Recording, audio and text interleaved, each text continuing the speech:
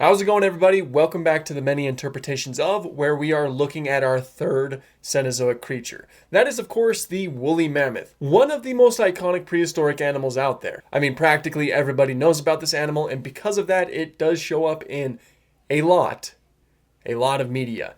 Now, there's also one problem with that. A lot of them look extremely similar to each other. And of course, the reasoning for that is because we actually have a very good idea of what the woolly mammoth looked like in life. We have found so many incredibly well-preserved specimens of these guys, as well as cave art kind of giving a good idea of the way that they looked.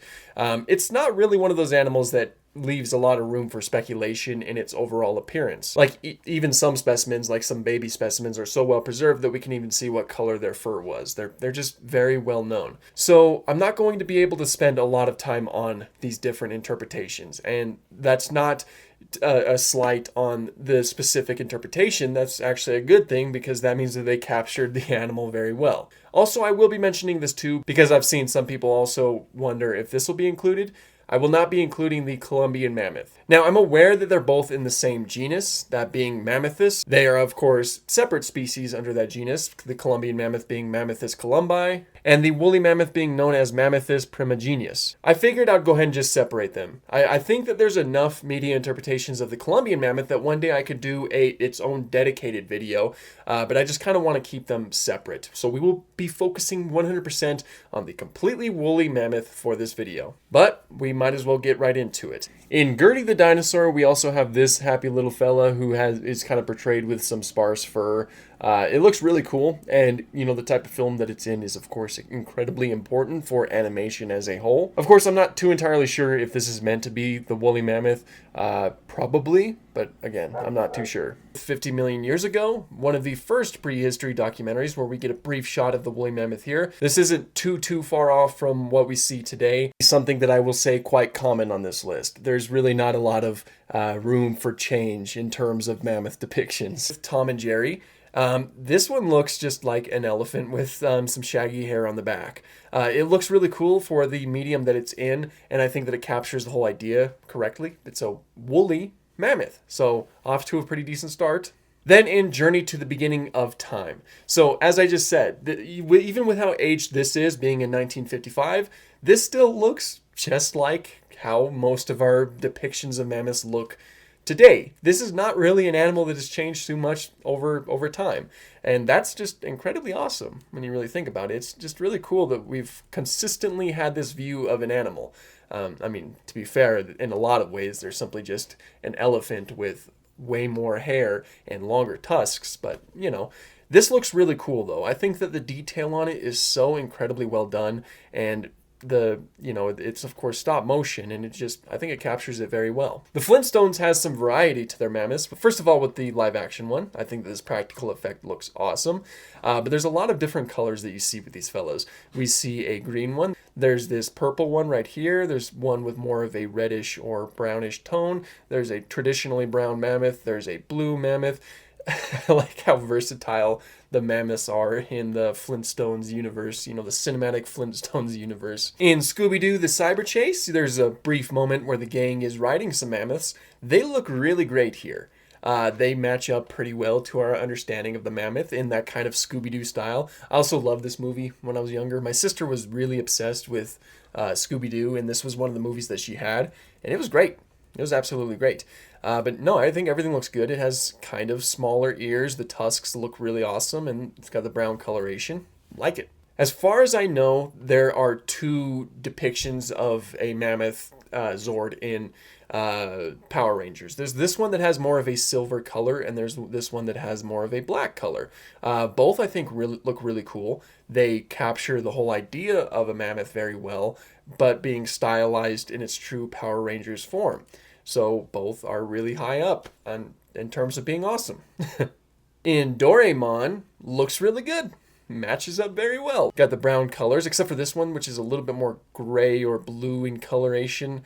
But this one is a lot closer to the traditional mammoth. Got the relatively small ears, which I'm pretty sure this is correct because as far as all of the sources I've seen, mammoths did have relatively small ears, which is huge contrast to African elephants. But in actuality, the woolly mammoth is far more closely related to Asian elephants, who of course do have smaller ears compared to African elephants. I mean, of course, I don't think that woolly mammoths would really need the larger ears because nowadays African elephants have those as kind of a way to help cool them down. They'll flap their ears and that'll kind of fan themselves out. Mammoths, they lived in a cold environment, Ice Age, and so they definitely didn't need to cool down. They needed to warm up, which is why they were covered in fur. Little crash course on body temperature. In Quest for Fire, we got a practical effect mammoth. Everything looks really cool here. I think that I almost said antlers, son of a gun. I think that the tusks are held a little bit too far back on this guy right here, and they're pretty thin overall, but this does look really good. Okay, so it actually looks like that these guys are Asian elephants. That makes sense. I assumed that they would have been practical, but when I kind of saw the first descriptions of the images and everything like that, I assumed that it was just a practical effect. But much like how the Smilodon is just lions with fangs glued on them, these mammoths are just Asian elephants with a bunch of fur on them. They actually did the same thing for Star Wars A New Hope. The banthas here, those were actually elephants that they draped in fur. I hope that they didn't have them in those too long because, Tunisia's hot. But yeah, so we actually have an elephant in place of the mammoth right here. It does look like that they are Asian elephants. Like I said, Asian elephant is the closest modern relative of the mammoth. So, yeah. Cadillacs and Dinosaurs has these guys right here, these huge tusks that go really far out. They got the traditional brown coloration, and yeah, everything looks good.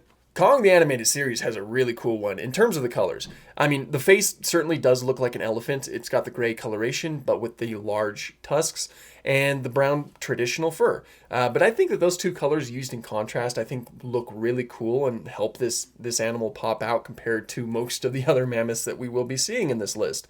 So that one looks great. Now there's Yu-Gi-Oh! Yu-Gi-Oh! Has an incredibly stylized one that was obviously inspired off of the woolly mammoth. This really cool gray coloration, so many tusks for days.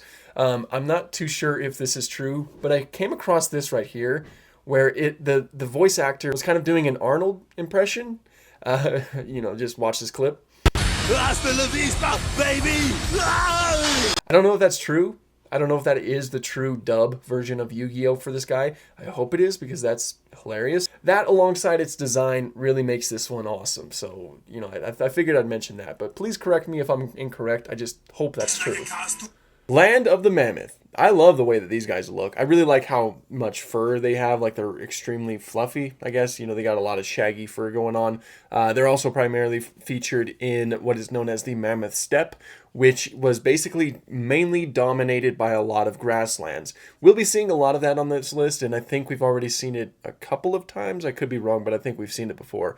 That's where mammoths primarily got their food. It had the most ample vegetation, and when things like that started to change through, the climate and all that good stuff, that's when they started to go extinct. So again, we will be seeing the Mammoth Steppe quite a bit. It's just basically a lot of grasslands. It was still very cold, but, just a lot of grasslands. So it all looks good, See, I'm repeating the same thing over and over again because these are all capturing the same idea.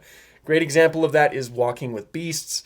This looks like woolly mammoth. And again, with those individual tusks, I love when they put the time into that. The bull mammoths, if I remember correctly, which are represented by the larger, more curled tusks, I think are really cool compared to the rest of them, which are a lot smaller and a little bit thinner. And they are, of course, present in a really good documentary series. So there's always that. Then in Wild New World, this one is also one that doesn't, probably doesn't have the biggest budget, but it looks exactly like a mammoth. So that's great. Night at the Museum is one that I completely forgot had a mammoth, and that's because we see it just for some brief little shots here and there. But from what we do see, looks fantastic. I love how much those, I almost called them antlers again. What is wrong with me? But I love how much those tusks curve up on the animal. The shaggy fur looks really good. I really like how huge its shoulder is, and just the CGI detail is so great for an animal that doesn't even show up too frequently. This movie was fun.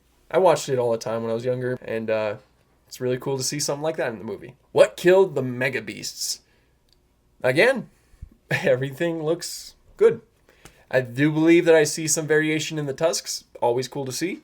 So everything checks out. I think I've said that a lot. Then we have Ice Age. So first of all, we got Manny.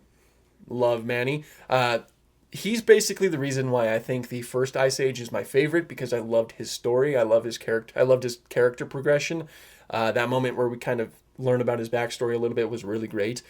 In terms of the mammoth designs in these movies, they are really great. I love Manny's design. I think he captures a mammoth look very well. And a little side note, I miss when he used to make like elephant sounds, like grumbles and things like that. Like, that's something that I just feel like really kind of solidified him as a mammoth, like this huge animal that was a force to be reckoned with. And that's something that they dropped with later movies, and that's kind of disappointing, because I just thought it was really cool. The other ones, such as Ellie, she looks really good in her stylized way. Peaches, of course, and the other mammoths that I don't remember the names of because they show up in later movies that I kind of started to drift off from. But how cool was that scene in the Meltdown, where all of the mammoths show up and that music's just playing? And that scene's great. That scene's great. That's like one of the best scenes to ever be a scene in a movie. I loved that scene. You know? But in terms of them, I love the fact that they took the time to individualize them too, even though they show up for just a quick scene where they're just kind of just walking in to show, hey, you guys aren't the last mammoths. Great. Their tusks vary, their colors vary, their overall body shapes vary. I thought that was really cool that they took the time for that. I do certainly think that Ice Age is one of the staples for mammoths. It's probably where a lot of people think of mammoths. You know, when I did the poll, a lot of people brought up Manny, which absolutely makes sense because, again, I really like the first three movies. Anyway, I thought they were great. Monsters we met looks exactly like a mammoth. A+. Brother Bear. Brother Bear has a really good mammoth design. I like the contrast of the kind of lighter browns with the darker browns with the tusk shape. Overall, I think that Brother Bear is an underrated movie, but if I were to have one complaint with Brother Bear, I wish that the mammoths showed up a little bit more. I don't know where. I don't know how. How does that song go? I don't know when. I don't know how. Hold on a second. I don't know when, I don't know how, but I know something's starting right now. What was I talking about? That's right. I wish that the Brother Bear mammoths were in the movie more. I don't know when, I don't know how, and the rest of the lyrics. I just thought that they looked really good, and I liked that they were kind of used as a transportation system. I don't know. I just thought that was kind of fun. Before We Ruled the Earth. Looks great. Prehistoric Park. Now, of course, Prehistoric Park does have a variety of different mammoths. There is a point where Nigel goes back to see a herd when he's collecting the grass, but the one that obviously stands out the most is Martha. I do believe that, I also believe that these are the same models used for Walking with Beasts, which makes sense because, the same company that did the creature designs and the animation for them that did Walking with Beasts also did Prehistoric Park. So it makes sense because they already nailed it with the first design that they would just use this one too. But I'll, of course, talk about Martha because Martha is incredibly awesome and one of the best parts of the show. So, she's the named mammoth. She is the one that is rescued by Nigel Marvin. She has a very cool story throughout the whole thing. At first, she's injured. She has an arrowhead in her side, if I remember correctly, and her sister is already unfortunately passed on, or some herd mate, and she's brought back to the park, and she has socialization issues. She's lonely because mammoths lived in herds, or at least as it's portrayed in the show, the females lived in herds. So she's lonely, so that she gets introduced to elephants, and then she struggles to become a part of the herd, and then eventually at the end, spoilers if you don't want, if you're still waiting to watch the show that's kind of old by this point, But eventually, when Matilda escapes, boom, my favorite scene in the entirety of the show that just is imprinted in my brain. I'll never forget it. That scene is so great. The whole timing of it, the whole except for one. I love it, and it's just great. It's also really cool to see a mammoth go head to head with T-Rex, arguably some of the most iconic animals in terms of prehistory. So that's always very fun. And I like how they didn't go into a full-on fight. I'm glad that they refrained from that. That would have been kind of sad to see. Okay, and then we have Pokemon. So this guy is obviously based off of the mammoth, at least in part. It's Mammothswine, mixture of a mammoth and a pig. Very fun. I love the blue around the eyes. The brown coloration looks really cool. The pig nose. So I think in a lot of ways you can definitely chalk it up to a type of stylized mammoth or a stylized pig, whichever way you want to look at it. But because this is a mammoth list, it's a stylized mammoth. I know that in Dinosaur King, one shows up briefly to swallow a type of stone, if I remember correctly. Everything looks good. Looks just like a mammoth, but in a 2D format. Then 10,000 BC. In terms of design, looks great. Looks just like a mammoth. I know I'm getting annoying by this part, but they're all great. But the thing that you can bring up the most is how they're portrayed, helping building the pyramids. This movie is correct in the fact that mammoths were alive during the construction of the pyramids. That's one of the coolest, mind-blowing facts out there, that, mammoths, this icon of prehistory, was still alive during the construction of the pyramids. It really messes with your perception of time. But not these kind of mammoths, not the giant, huge, mammoths that we're all so familiar with. The type of mammoths that were still alive during the construction of the pyramids are, basically just pygmy mammoths. They were all isolated to islands. They are subject to what is known as insular dwarfism, which is a phenomenon that sometimes happens when animals are isolated to island life. They eventually adapt to the limited resources of being on an island, or also adapt to the fact that there's not too many natural predators, and over time they become pretty small. And these pygmy mammoths were very small, a lot smaller than this in the movie. I just figured that would be a fun fact to bring up because a lot of people like to think of the massive mammoths, but there were some small guys too. Again, the designs here are really cool, and I will say that seeing them with their kind of sawed off tusks and these reins placed on them, I think that looks really cool and is a striking image for the overall movie. Of course, this is not necessarily a criticism on the movie. I don't think this movie really tries for accuracy too much in terms of the setting, because again, these designs look great. It's more so just for entertainment. I don't think it would have been nearly as visually striking if it was pygmy mammoths trying to drag these blocks. It was just kind of a way to combine everything, essentially. Then in Animal Armageddon, we get some pretty low res ones, but they capture the woolly mammoth very well, so really no notes. I didn't know that Game of Thrones had a mammoth. When was anyone going to tell me that? That's right. I still haven't watched Game of Thrones. This looks great. I love the way that this looks. Looks exactly like a mammoth. Maybe a little bit bigger, or maybe not. So I really don't have any notes. Again, it's cool to see it with these reins placed on it, as well as the characters riding it. Always very striking to see something like that. And I just think that they really killed it. It just looks so much like a mammoth that is just incredible. And with the snowfall and everything, it really helps the CGI blend in very well. So I'm a huge fan of this one. Titans of the Ice Age. This mammoth looks really good, matches up. I love this one, how it kind of has snow, or it just kind of like a white coloration. I think it's snow. It looks like snow. I'm pretty sure that's snow. I like the snow on its back. I think that helps it pop in the image. The tusks look really good. The brown coloration all looks good. Leaps in evolution, good. Dino Dana, good. Again, I'm kind of going through some of these ones because they all are pretty similar. As I mentioned before, the mammoths are something that we know quite a bit of how they look, so I don't have too many notes. I will mention with Dino Dana real quick, though, that there is some variation in the color.